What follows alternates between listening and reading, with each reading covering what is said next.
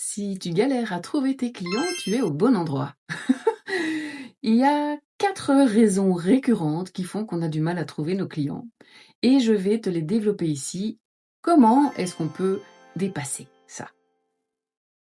La première, c'est de croire que la visibilité égale acquisition.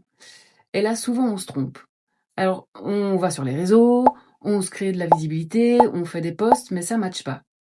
Et souvent, parce qu'on n'a pas vraiment une stratégie d'acquisition derrière nos posts, ni d'objectif vraiment très clair, ce à quoi on veut aboutir en faisant un post ou même en faisant donc une stratégie de plusieurs posts. Et là où il y a vraiment un souci, c'est qu'on fait des posts. Et des fois même, ils marchent super bien. On a plein de likes, plein de commentaires, mais on contacte pas ces gens qui ont liké et qui ont commenté. Et ça, c'est quand même bien dommage, hein. En général, quand on like ou quand on commente, c'est qu'on est déjà intéressé par le sujet. Et donc là, créer du lien, aller vers ces personnes-là, papoter, ne fût-ce que échanger, papoter, demander leur avis.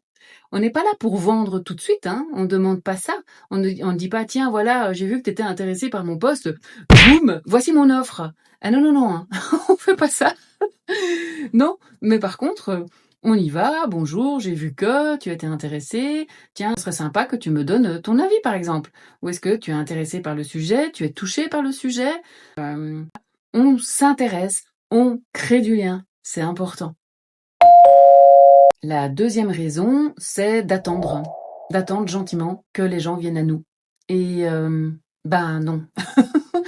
Ils ont besoin d'être rassurés, ils ont besoin de sentir cette confiance et donc de temps en temps, on a même besoin d'être pris par la main pour, pour prendre nos décisions et pour oser choisir.